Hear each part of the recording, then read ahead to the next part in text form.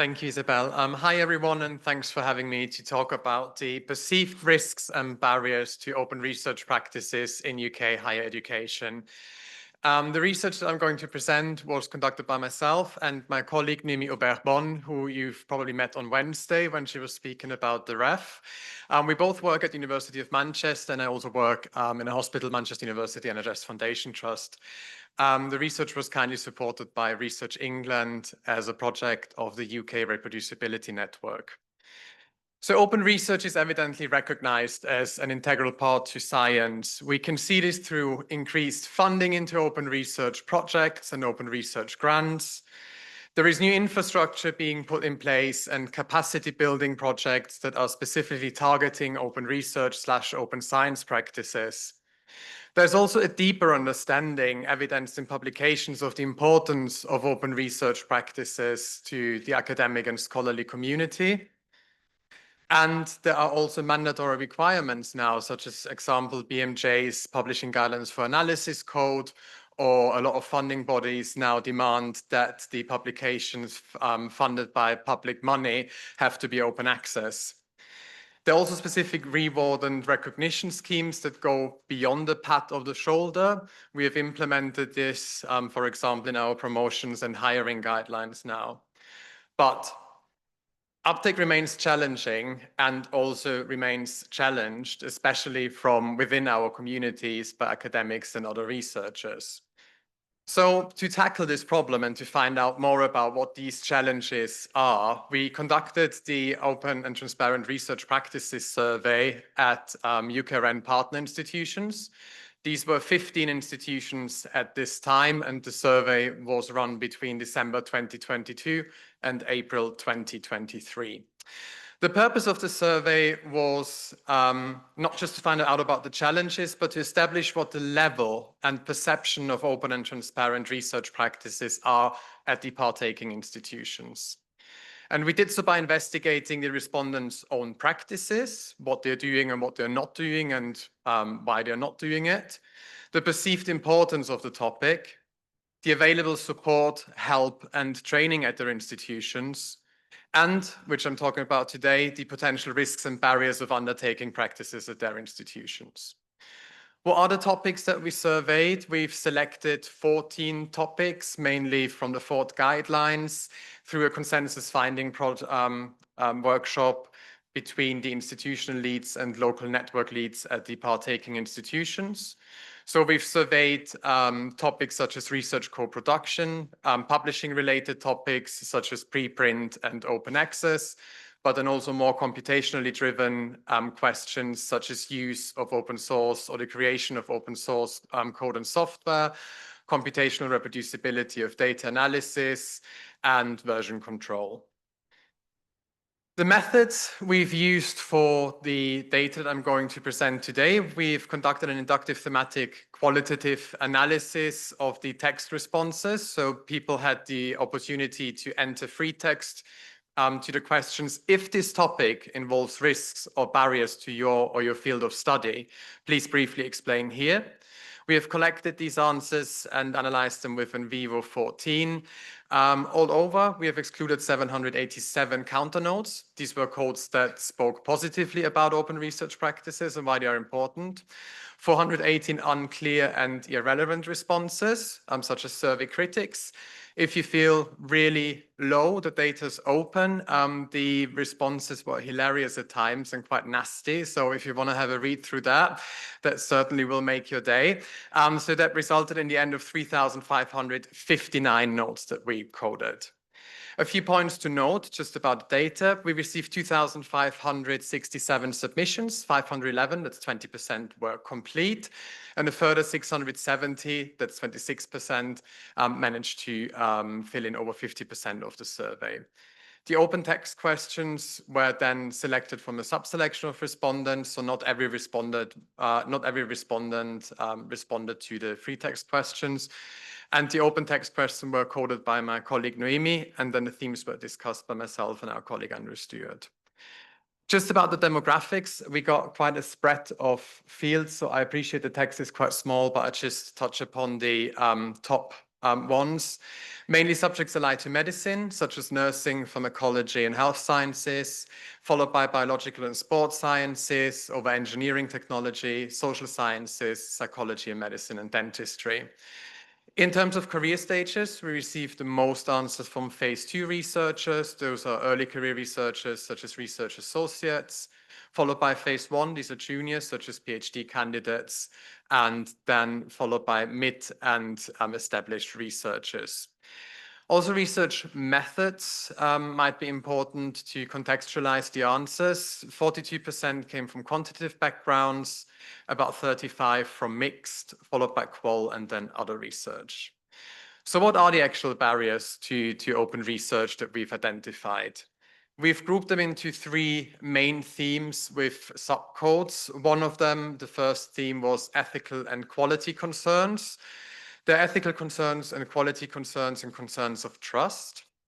There are also personal issues that we've identified, such as the fear to be exposed to mistakes and other issues with the research, that there's a lack of motivation to conduct open research practices, and the fear of misattributions and theft of credit or ideas. And the by far biggest bulk of respondents complained about systemic and institutional barriers. They were ranging from disciplinary barriers over intellectual property issues, that they can't figure out the collaborations between other institutions, the infrastructure was not provided, and tons of lacks, such as checks and monitoring, standards, training, support, and just a lack of time and resources.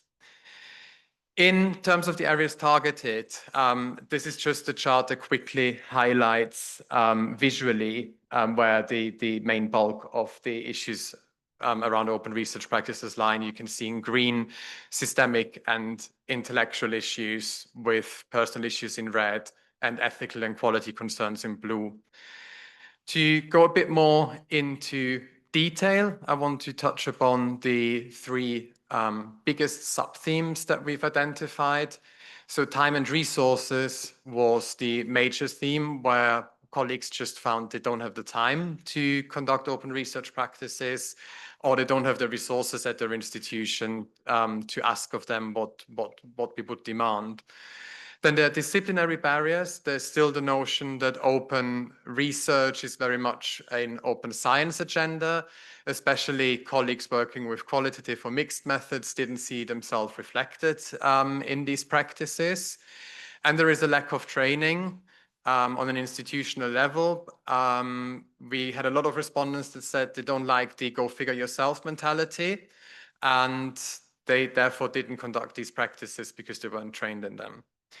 So what can we change going forward? We need to find consensus on what works and what doesn't work, and we need to be honest about what doesn't work, because we have a lot of issues about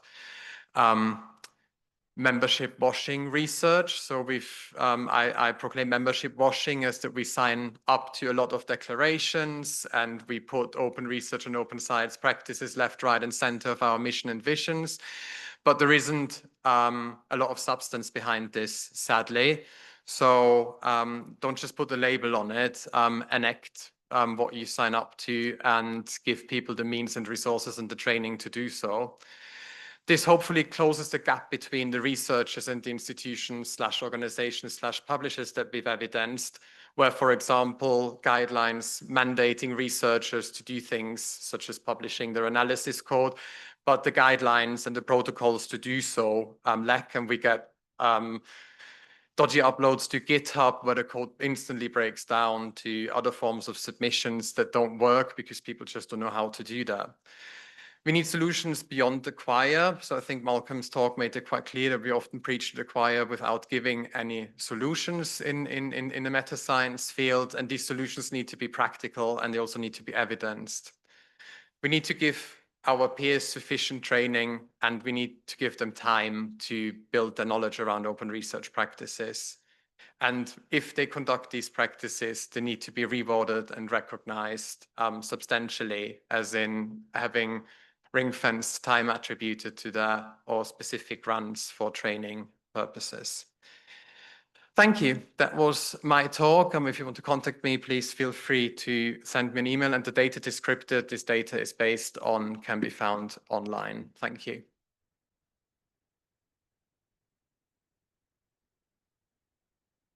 Thank you very much. We're going to move to question.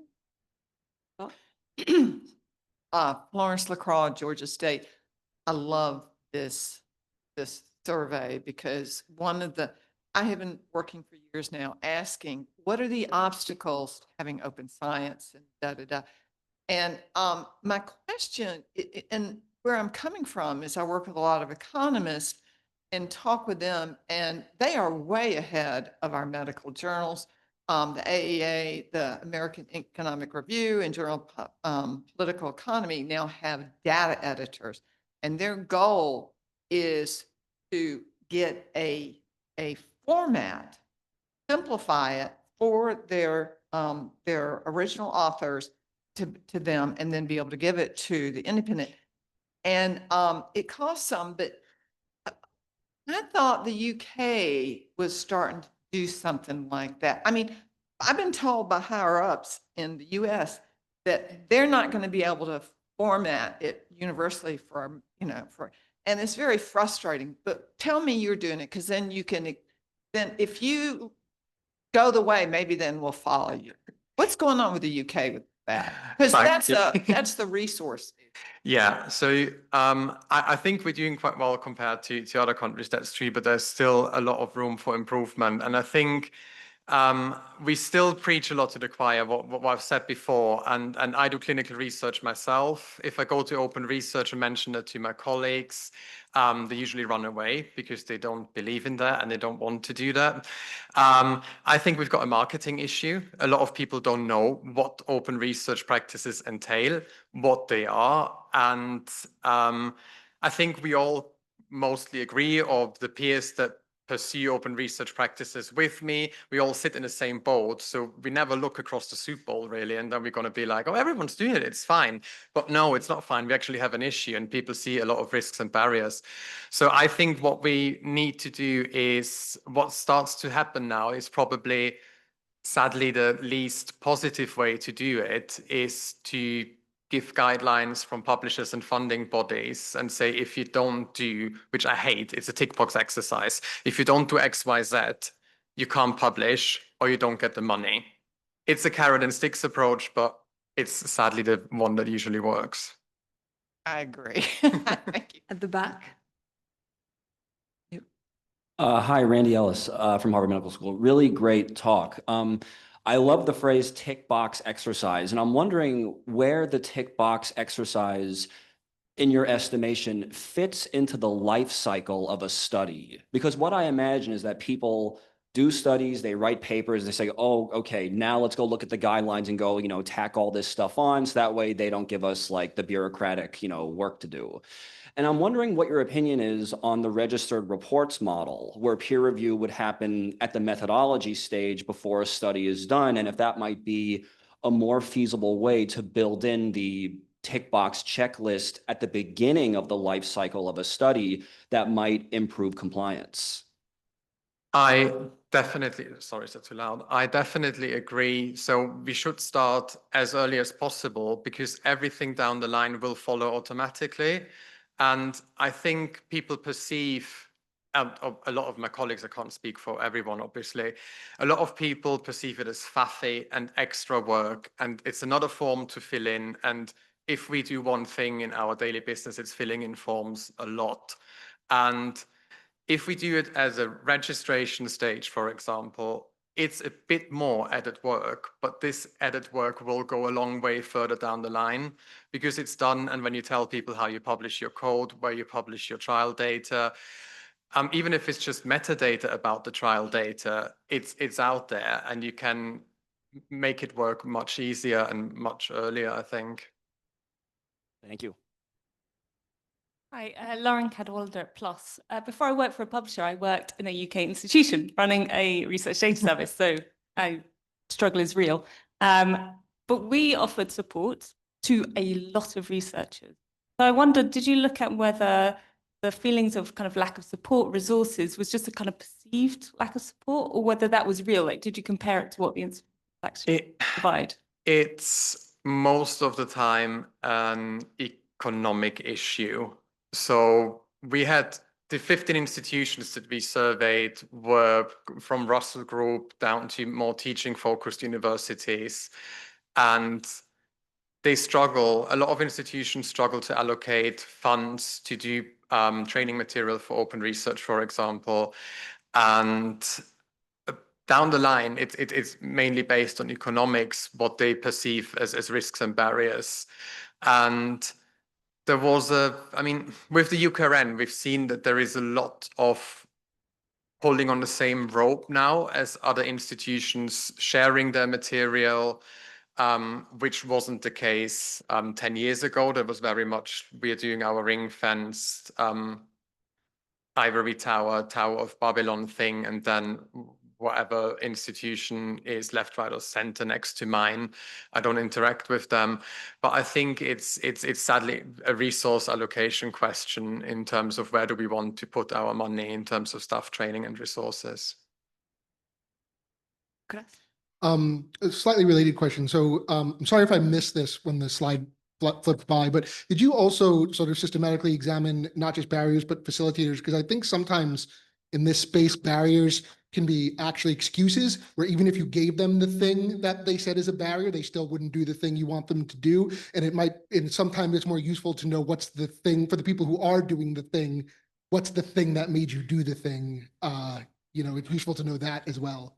Thanks, Nick. Yeah, there is definitely a laziness in there. And we've seen for people that respond positively towards it, that would instantly vanish a lot of the negative comments that were made by colleagues, because there is often it's a lack of understanding as well. When we ask about these 14 guidelines, we had free text responses that were hilarious, and we're talking about complete different things where people actually didn't have a clue about what these practices mean.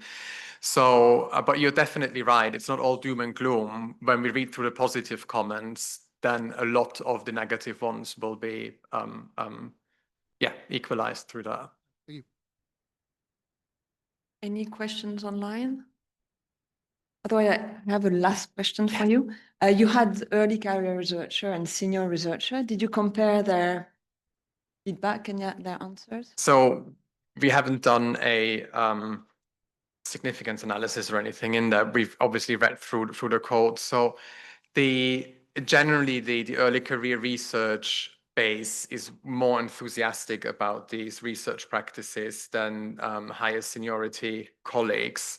I think this might be, and I've spoken to colleagues here at the Congress on Wednesday, I think if we want change, we will be looking at a generational change. So we're not going to change anything from today to tomorrow. But I think if we are implementing these things in the positions that we are in now for our future generations to come up, they are interested in it, and they probably were trained in a more connected world anyway in terms of data sharing and code bases and analysis code. There is way more open source software. We don't rely on so much on licensed software anymore. So I think if we keep that momentum in the positions that we are for the generations to come, we definitely can make some change, because the early career researchers are generally positive towards that. Thank you very much. Thank you.